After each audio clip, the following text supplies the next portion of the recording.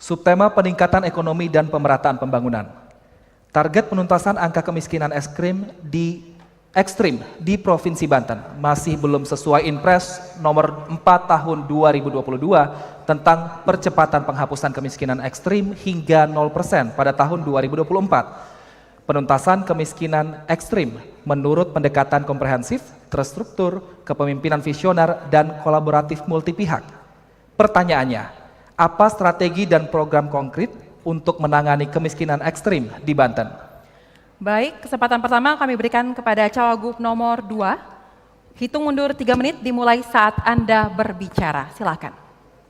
Ya, ada 5 untuk strategi penanganan ekstrim di Provinsi Banten. Pertama adalah kita mendata dulu yang miskin, kemiskinan masyarakat. Yang kedua adalah terkait dengan inflasi. Yang ketiga adalah terkait dengan investasi. Yang keempat adalah penggunaan produk dalam negeri.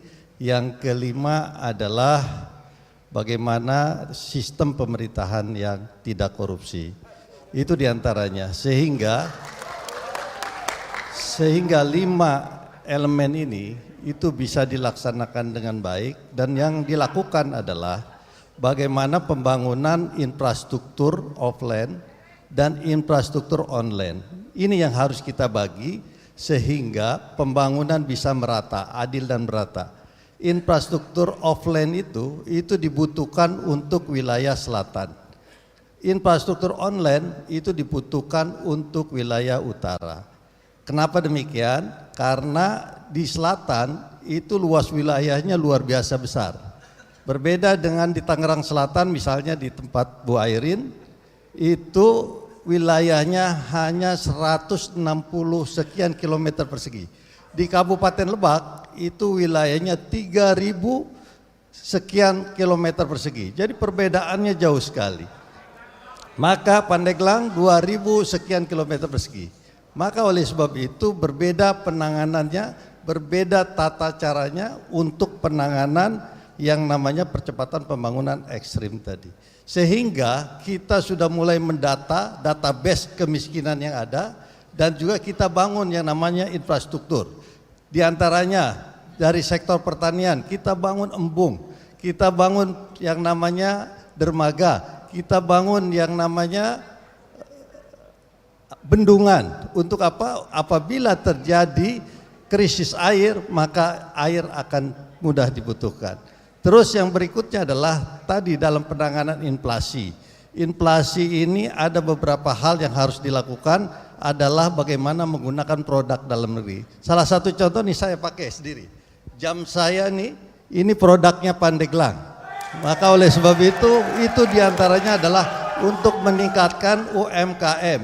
UMKM ini prosesnya begitu ada krisis, UMKM lah yang menyelamatkan kita, yang menyelamatkan negara ini dari lapangan pekerjaan. Maka penanganan strategi tadi yang 5 elemen tadi itu indikatornya sudah jelas dan bisa dilaksanakan dengan sebaik-baiknya. Mudah-mudahan Andra Dimjati jadi gubernur, Banten akan maju. Terima kasih. Baik, berikutnya kesempatan kepada Cagup 1 untuk menanggapi. Hitung mundur 2 menit dimulai saat Anda berbicara. Terima kasih. Kemiskinan ekstrim itu harus ditangani dengan 2 cara. Yang pertama adalah jangka pendek dan yang keduanya jangka panjang. Jangka pendeknya apa?